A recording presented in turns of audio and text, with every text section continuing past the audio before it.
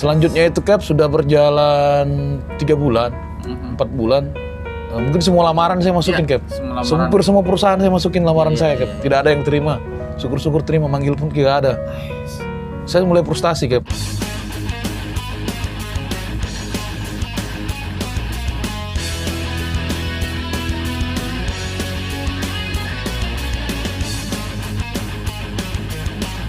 Mungkin abang yang sebelah kanan saya nih, Bang Arya nih, bisa diceritakan. Sebelum saya melanjutkan cerita pengalaman siap.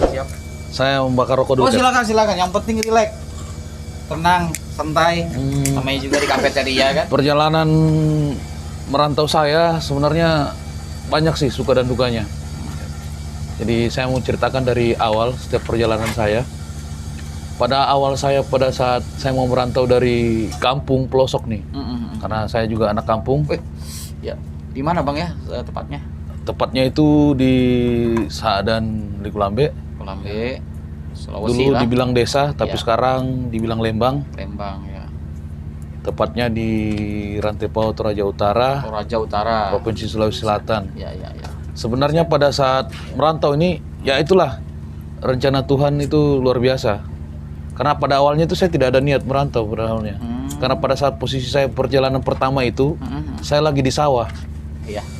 Pada saat itu mau penanaman padi. Kalau di Toraja itu bilang kalau mau penanam sawah itu kan kita cangkul dulu manual nih, pakai pacul. Kalau orang Toraja bilang bingkung. Bingkung ya. Nah, ya. Oh. Ini sudah dipacul sudah 4 hari seminggu yang lalu. Oh iya. Tepatnya itu saya masih ingat sekali tuh jam 8:30. Kebetulan ada paman yang mau pergi merantau ke Tarakan. Pada saat itu saya nggak bisa bilang mulai ada di Muara Pantai nih. Awal mulanya itu Tarakan. Jadi saya itu dibilang sama orang tua, itu paman mau merantau, cepet-cepet sudah berangkat ikut gitu. Dan saya sempat bilang kita lagi di sawah ini. Nah, gitu. Cuman karena udah orang tua bilang ya sudah ada dana yang disiapkan. Tahun berapa ya kira-kira ini? Kira-kira itu tahun-tahun 2005-an lah. 2005, ya, sekitar itu ya. Jadi pada saat itu saya masih ingat sekali dan sangat luar biasa, keluarga itu sangat mendukung gitu. Bukan berarti mereka mengasihani saya, dan saya tidak pernah akan lupa itu. Dari beberapa tante saya, keluarga saya setiap jalan itu memberikan saya bekal. Disalamin, dibekal, bilang ini buat apa-apa di jalan. Pada saat itu ya itulah Tuhan punya rencana ya. Pada saat itu saya berangkat rombongan ya karena saya kan awam nih. Cuma namanya ikut. Karena pada saat itu lagi gempar-gemparnya orang di Kalimantan banyak dibutuhkan pekerjaan.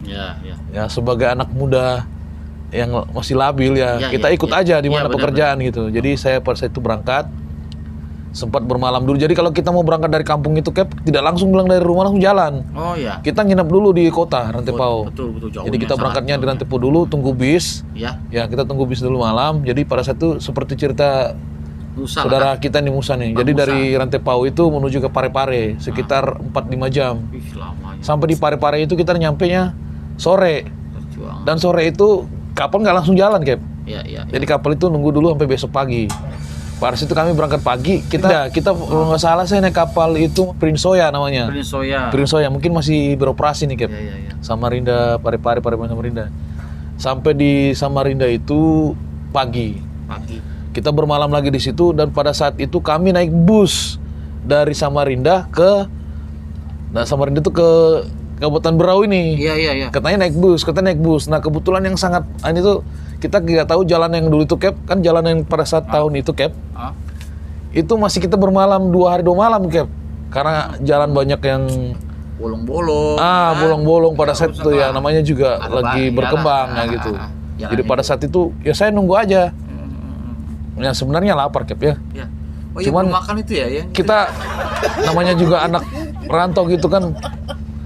Mau ngeluh sama siapa gitu. Jadi sedihnya di situ juga lapar sedih juga gitu. Ya kan namanya juga perut. Jadi untung aja ada penjual yang lewat kan.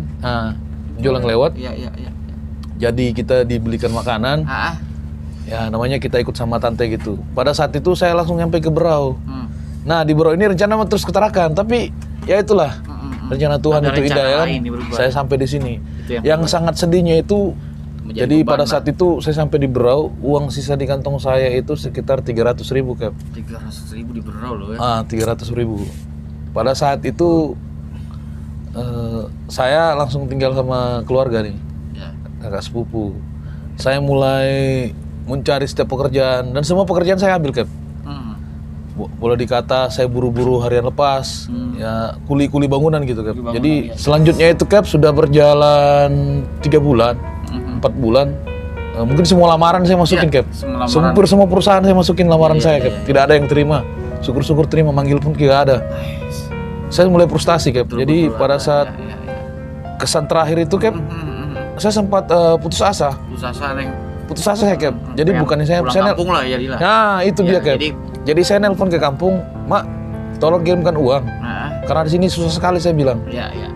Kalau di kampung bukannya saya sombong ya. Kalau di kampung itu kan kita bisa ikut tukang-tukang kayu, entah kita jualan apa, entah apa, ada aja lah penghasilan. Walaupun duitnya 50-75 ribu, itu masih ada lah. Saya datang ke sini sampai pernah saya itu tidak pernah merokok Cap. Saya tidak pernah merokok itu karena saya dan itu apa namanya dibilang lucu, enggak, namanya itulah saya gitu. Maksudnya karena mindset saya di Sulawesi, tepatnya di Sulawesi itu kita masih beli rokok ketengan gitu. Nah, pada saat saya punya uang itu masih ada 1.000 rupiah Cap di kantong itu. Pada saat tahun itu saya mau pergi beli di warung, di kios-kios kecil itu Cap. Dibilangin apa? Pak, nggak jualan di batangan Pak. Disitulah saya rasa sedih. Merasa sedih sekali. Pada saat saya nelpon, ya saya balik lagi nih cerita ya, saya nelpon ke kampung, dibilang mama saya, sama bapak saya, bukannya kami tidak mau kirimkan kamu uang pulang, cuman ada satu petikan kata-kata dari orang tua saya, jangan pantang menyerah, disitulah jati dirimu akan dilihat. Saya mulai bekerja nih Cap ya. Mulai bekerja. Pada saat saya bekerja itu Cap, sebenarnya ya itulah, puji Tuhan itu baik. Maksudnya saya tidur, paginya saya bangun, ada tetangga dan itu yang jadi mentor saya lah. Maksudnya dia manggil kerja, kamu mau kerja enggak?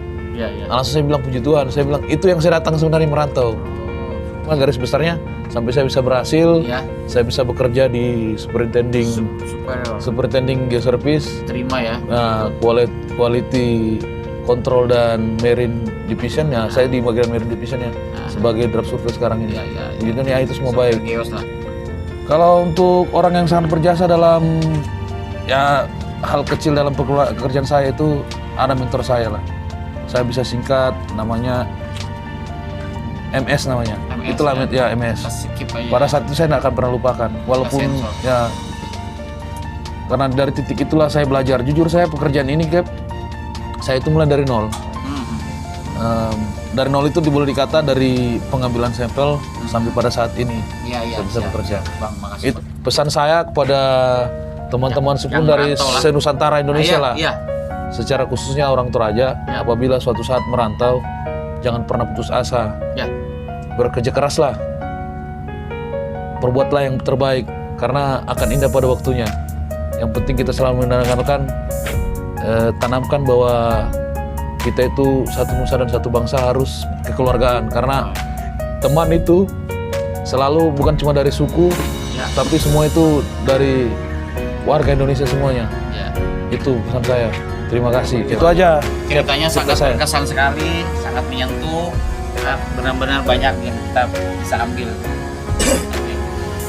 Kita ambil positifnya dan ambil hikmahnya supaya kawan-kawan yang pernah perjuangan merantau, yang pertama yang penting yaitu tetap kita harus berharap kepada Tuhan, yaitu Allah SWT, dan juga yang kedua adalah tata krama dan adab. Kita harus selalu kita jalankan kemanapun kita merantau, agar selalu ada adabnya.